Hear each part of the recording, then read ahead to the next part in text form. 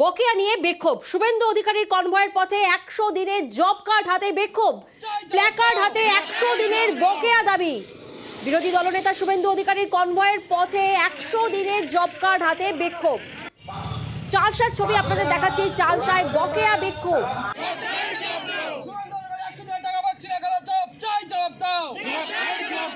Rocky আমাদের সঙ্গে রয়েছেন, রকির থেকে একটু জানবো। রকি, শুভেন্দু অধিকারীর কনভয়ের সামনে বিক্ষোভ দেখানো হলো, প্ল্যাকার্ড হাতে নিয়ে বিক্ষোভ দেখানো হলো, তারপর ঠিক কি হলো?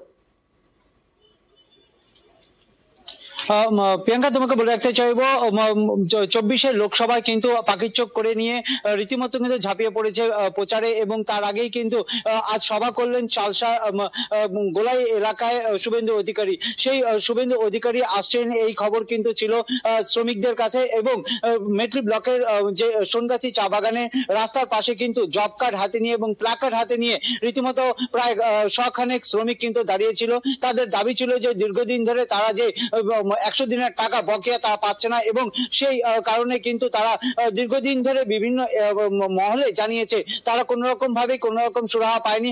আজ কিন্তু বাধ্য হয়ে তারা কিন্তু সেই রাস্তায় দাঁড়িয়ে থাকে। শুভেন্দু অধিকারী যখন তার কনভয় সেদিক দিয়ে যেতে থাকে, তারা কিন্তু স্লোগান দেয় এবং হাতে প্ল্যাকার্ড এবং সেই জব কার্ড হাতে তুলে নিয়ে কিন্তু স্লোগান দেয় যে 100 দিনের টাকা কবে পাবেন তারা। এই বিষয়ে কিন্তু শুভেন্দু অধিকারী সভা মঞ্চে উঠে নিয়ে তিনি বলেন যে তৃণমূলের কিছু লোক যারা তাদের আশ্রিত, তারাই এই ধরনের মন্তব্য এবং এই ধরনের প্রদর্শন করেছে, যেটা কখনোই সহ্য করার নয়। বেশ, রাস্তায় দেখলাম 30 জন চোর দাঁড়িয়ে আছে, তারা সব তোলামূলের লোক। দড়ি দিয়ে পুলিশ তাদের সুন্দর করে ঘিরে রেখেছে, আর তারা হাতে লিখে রেখেছে 100 দিনের টাকা চাই। 100 দিনের টাকা আমরা দেব, গিরিরাজ সিংজি দেবে, আমরা প্রস্তুত আছি দেওয়ার জন্য। কবে দেব? দেওয়ার আগে যখন চোরেরা জেলে যাবে। সাধারণ বেনিফিশিয়ারি যারা 100 দিনের কাজ করেছেন, তারা যদি চোর হয়ে থাকে অ্যারেস্ট করুন।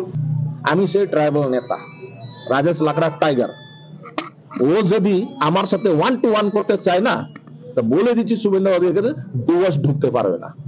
আমার পিছনে লাখ লাখ আদিবাসী মানুষরা তীর ধনুক নিয়ে যখন নামবে, তখন দেখবো এই শুভেন্দু অধিকারী কোথায় থাকে। চ্যালেঞ্জ করছি ওকে 1-to-1 আসুক। ক্ষমতা থাকলে শুভেন্দু অধিকারী 30 দিনের মধ্যে রাজেশ লাকড়াকে জেলে ভরে দেখা। যদি ও অ্যারেস্ট না করতে পারে, তাহলে এরপর যেখানে ও সভা হবে ডুয়াসে চা বলে এলাকাতে, আমরা কিন্তু আদিবাসী সম্প্রদায়ের মানুষরা প্রস্তুত থাকবো।